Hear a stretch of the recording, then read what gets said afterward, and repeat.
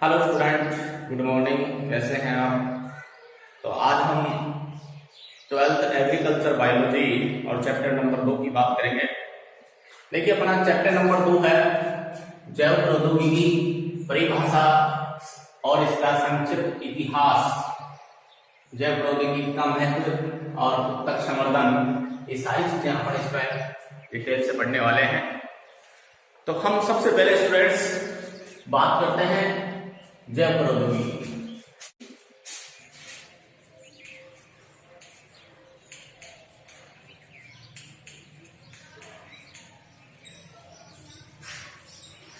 अंग्रेजी में बायोटेक्नोलॉजी बोलते हैं।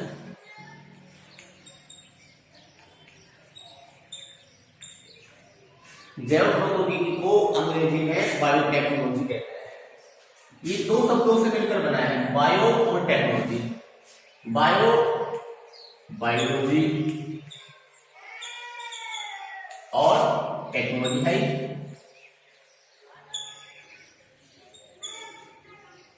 बायो का अर्थ होता है जैव, विज्ञान, और टेक्नोलॉजी का अर्थ होता है तकनीकी या प्रौद्योगिकी।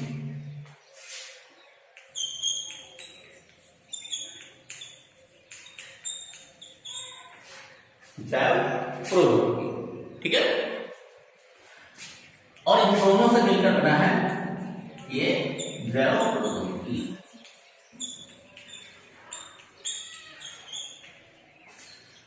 बायोलॉजी को अंग्रेजी में बायोटेक्नोलॉजी बोलते हैं, जो दो शब्दों से बायोलॉजी और टेक्नोलॉजी से मिलकर बना है। नेक्स्ट अपन इसकी बात करते हैं परिभाषा की।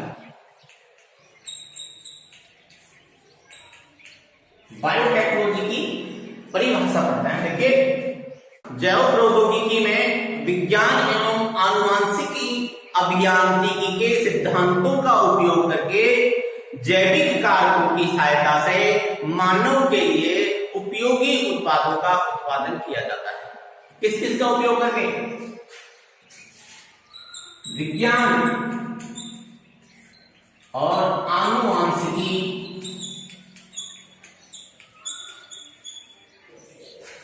अभियांत्रिकी,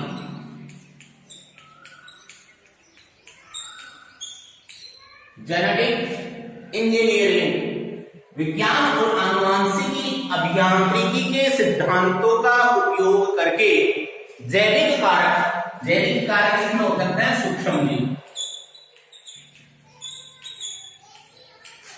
सूक्ष्म जीवों, जैविक कारकों की सहायता से मानव के लिए उपयोगी उत्पादों का उत्पादन करना, ये किसके अंतर्गत किया जाता है?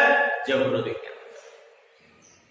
फिर से एक बार सुनना कि जैव प्रौद्योगिकी में विज्ञान एवं आनुवांशिकी अभियांत्रिकी के सिद्धांतों का उपयोग करके जैविक कारकों की सहायता से, जैविक कारक इसमें सूक्ष्म जीव हो सकते हैं, कोशिका हो सकती है, उनके अवयव हो सकते हैं, तो जैविक कारकों की सहायता से मानव के लिए उपयोगी उत्पादों का उत्पादन किया जाता है। स्टूडेंट्स, आज लगातार जनसंख्या बढ़ रही है और इस इतनी बड़ी जनसंख्या की खाद्य आपूर्ति के लिए बायोटेक्नोलॉजी मानवों के लिए, मनुष्यों के लिए लगातार अनेक उपयोगी उत्पाद, प्रोडक्ट बनाते आ रहे हैं। इस जैव प्रौद्योगिकी का उपयोग आज इतना बढ़ गया है कि हर वस्तु की, हर चीज की गुणवत्ता बढ़ाने के लिए जैव प्रौद्योगिकी का उपयोग किया जाता है। और इस बायोटेक्नोलॉजी के अंतर्गत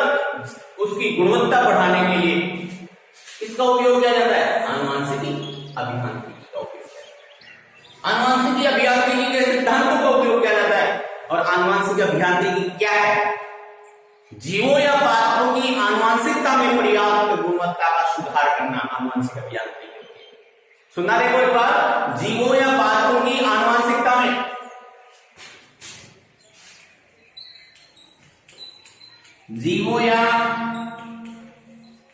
पादपों की आनुवांशिकता में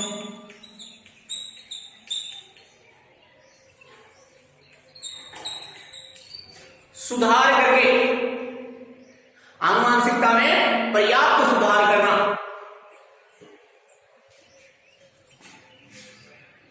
में पर्याप्त सुधार करना, ये आनुवांशिक अभियांत्रिकी है, जेनेटिक इंजीनियरिंग है, जीवों या पादपों की आनुवांशिकता में, यानी कि आनुवांशिक पदार्थ डीएनए या आरएनए, आनुवांशिक पदार्थ डीएनए में, हमारा आनुवांशिक पदार्थ है डीएनए, तो आनुवांशिक पदार्थ डीएनए में रासायनिक संरचना का परिवर्तन करके और परपोषी में प्रविष्ट कराया जाता है। देखिए क्या होता है कि हमारे शरीर में जो जीन इंसुलिन बनाता था, उस जीन को निकाल करके सूक्ष्म जीव बैक्टीरिया में प्रविष्ट करा दिया गया ई कोलाई में, और वो ई कोलाई अत्यधिक संख्या में वहां पे उसका इंसुलिन का उत्पादन करता है। ऐसे ही मां का जो दूध है, मां का दूध जो बनाने वाला जीन है, उस जीन को निकाल करके भी गाय में प्रविष्ट करा दिया गया, और वो गाय जो दूध देती है वो मां के दूध के समान दूध देती है। तो आज इस बायोटेक्नोलॉजी का उपयोग इतना बढ़ गया है कि लगातार पैदावार बढ़ाई जा रही है, और वो भी उच्च गुणवत्ता युक्त। ऐसे नहीं है कि गुणवत्ता लो कैटेगरी। ठीक है, अब हम बात करने वाले हैं इसकी परिभाषा की। तो परिभाषा सुनिए, देखो इसकी क्या होती है।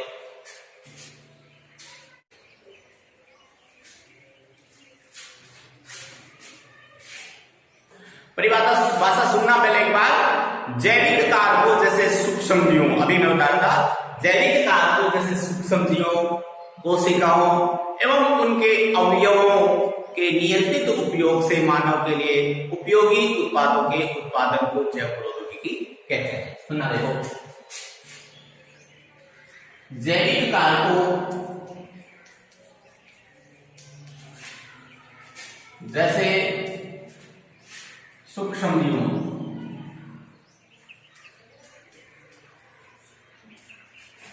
कोशिकाओं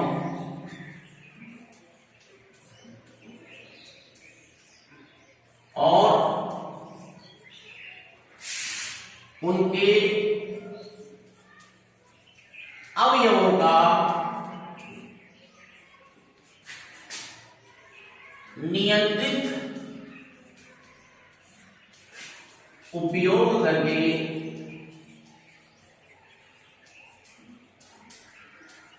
मानव के लिए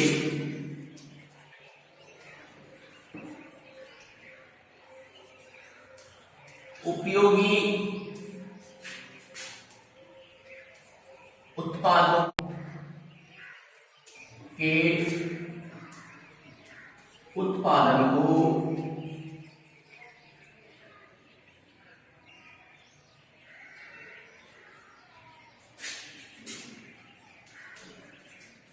जैव प्रौद्योगिकी कहते हैं।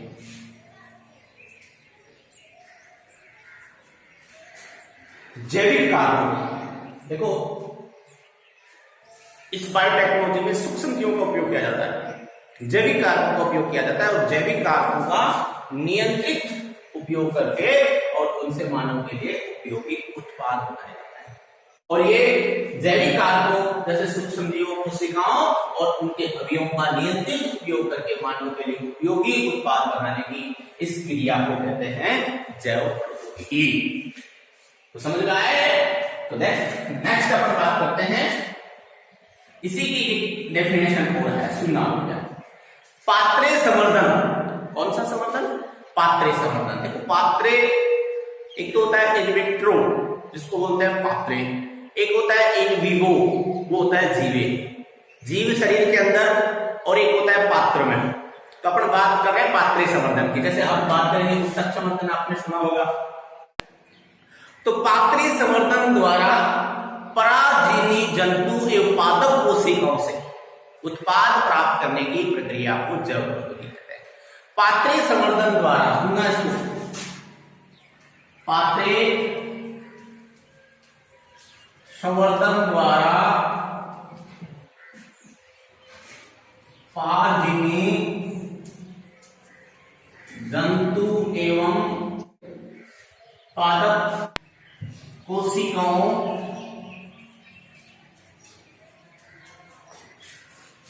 से उत्पाद प्राप्त करने की प्रक्रिया को जैव प्रौद्योगिकी कहते हैं।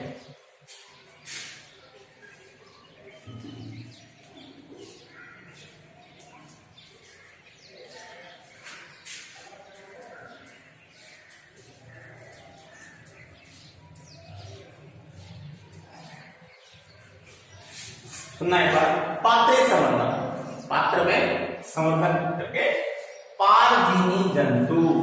पारजीनी क्या होता है? पारजीनी क्या होता है? ट्रांसजेनिक प्लांट्स और ट्रांसजेनिक एनिमल्स।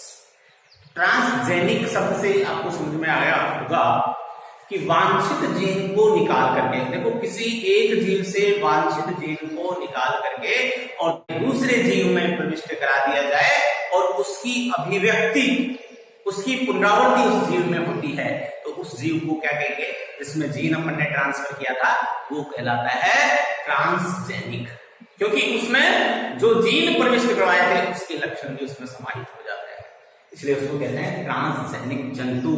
और आज बहुत सारे ट्रांसजेनिक जंतु और पादप बनाए जा चुके हैं, ठीक है। तो ट्रांसजेनिक जंतु या पादप कोशिकाओं से उत्पाद प्राप्त करने की प्रक्रिया को जैव प्रौद्योगिकी कहते हैं। ये समझ में आया होगा आपको?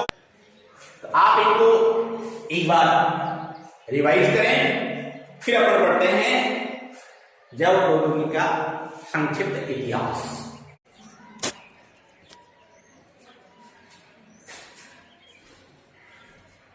नेक्स्ट अपन बात करने वाले हैं जैव प्रौद्योगिकी के संक्षिप्त इतिहास के बारे में।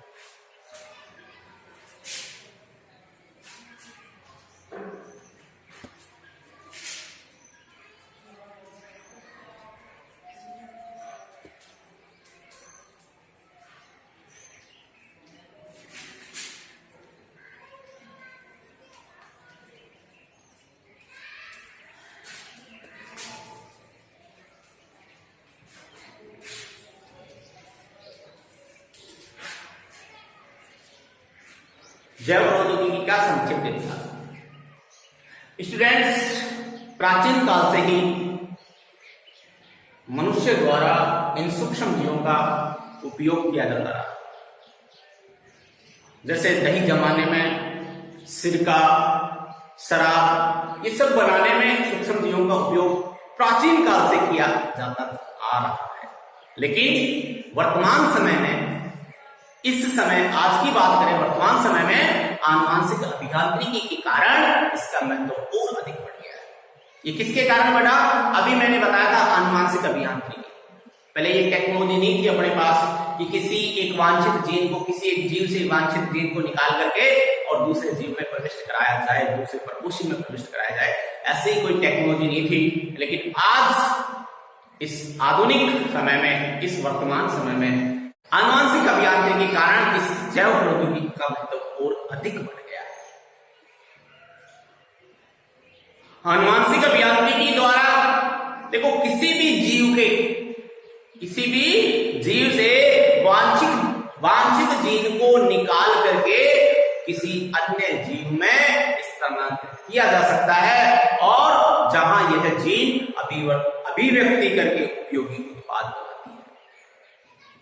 फिर से सुनना एक बार, इस जैव प्रौद्योगिकी का उपयोग प्राचीन समय से ही किया जाता आ रहा है, लेकिन आज इस आनुवांशिक अभियांत्रिकी ने जैव प्रौद्योगिकी का महत्व और बढ़ा दिया है, इसमें और क्रांति ला दी है। इसमें आनुवांशिक अभियांत्रिकी में, और इस आनुवांशिक अभियांत्रिकी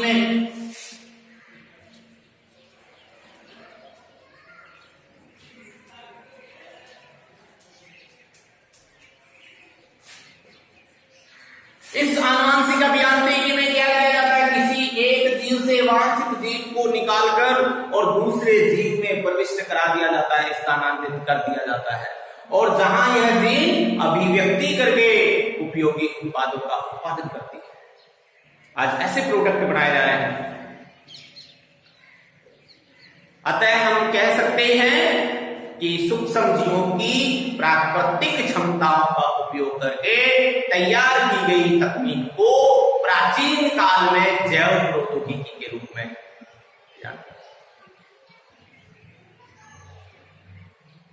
सूक्ष्म जीवों की प्राकृतिक क्षमताओं का उपयोग करके, देखो प्राचीन काल में हम बात करें प्रथम विश्व युद्ध की, तो सूक्ष्म जीवों की प्राकृतिक क्षमताओं का उपयोग करके प्रथम विश्व युद्ध में एसीटोन बनाया गया था।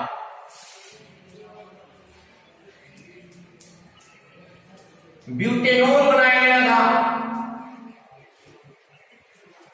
पेनिसिलिन,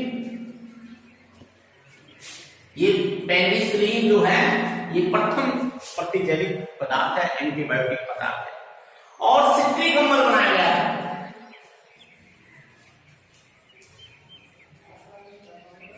इन सब का उत्पादन इन सूक्ष्म जीवों का उपयोग करके प्रथम विश्व युद्ध के दौरान किया गया और उसके बाद भी किया जाता रहा है। आज भी का उपयोग इन सूक्ष्म जीवों से, इनका उत्पादन इन सूक्ष्म जीवों से किया जा रहा है।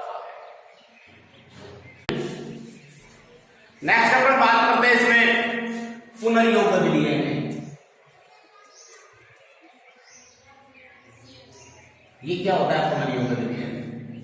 ये पुनर्योगज डीएनए, इसको संकरित डीएनए कहते हैं। देखिए क्या होता है कि किसी जीव के मूल डीएनए में अगर बाह्य डीएनए जोड़ दिया जाए, बाह्य डीएनए को प्रविष्ट करा दिया जाए, तो उत्पन्न परिवर्तित डीएनए को कहते हैं पुनर्योगज डीएनए। तो पुनर्योगज डीएनए तकनीक द्वारा किसी भी जीव से इच्छित जीन को और किसी अन्य जीव में स्थानांतरित किया जा सकता है।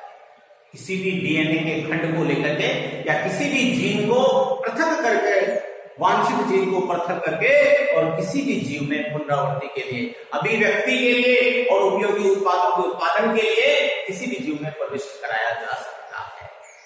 हम बात करें, मैंने पहले भी एग्जांपल दिया था कि मानव में इंसुलिन कहां से होता है इसका उत्पादन?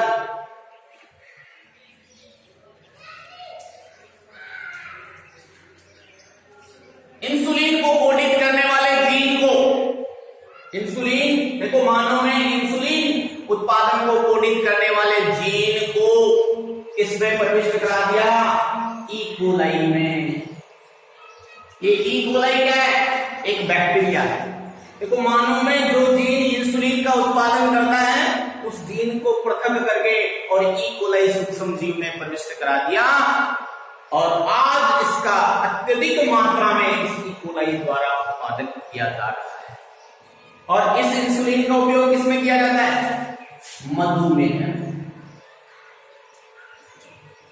मधुमेह, डायबिटीज, शुगर रोग के उपचार में किया जाता है इसको। स्टूडेंट्स, जब हमें ये पता चला कि इंसुलिन की कमी से डायबिटीज रोग होता है, तो उस दौरान क्या किया गया कि गाय और भैंस के, और ये गाय और भैंस के अग्नाशय से इंसुलिन निकाल करके मानव में स्थानांतरित किया गया। लेकिन वो मानव में एलर्जी उत्पन्न करता था। उसकी संरचना में और मानव की इंसुलिन की संरचना में थोड़ा अंतर था। धूर्त बुद्धि इस मनुष्य के मन में एक विचार आया कि क्यों न इस जीन को निकाल करके, इसकी अभिव्यक्ति क्यों न इस जीन को निकाल करके सूक्ष्म जीव में प्रविष्ट कराया जाए और सूक्ष्म जीव लगातार तीव्र गति से उत्पादन करेंगे। तो आज ये इंसुलिन अत्यधिक मात्रा में उत्पादन होता है। नेक्स्ट बात करें इसी में कि 1983 में देखो, 1983 में एक और क्रांति आई। कैरीमुलस नामक वैज्ञानिक ने, किसने? 1983 में कैरीमुलस ने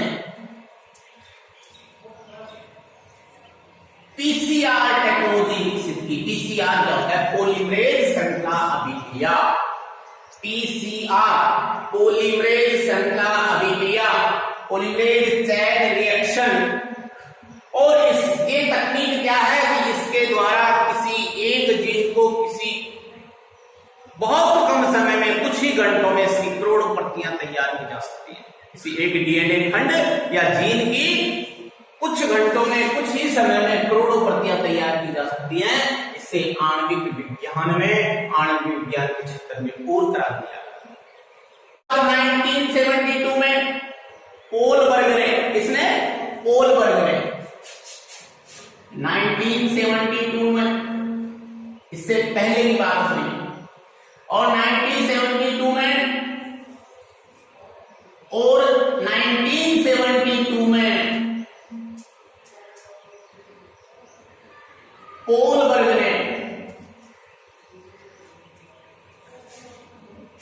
ने पहला पुनर्योगज डीएनए विकसित किया। सबसे पहले पुनर्योगज डीएनए 1972 में किसने विकसित किया था? पोलबर्ग ने। और लास्ट स्टेनले, इसकी अपन लास्ट बात करने वाले हैं, और स्टेनले कोहेन और हर्बर्ट बोयर ने, जब इसने 1972 में पुनर्योगज डीएनए विकसित किया, तो स्टेनले कोहेन और हर्बर्ट बोयर ने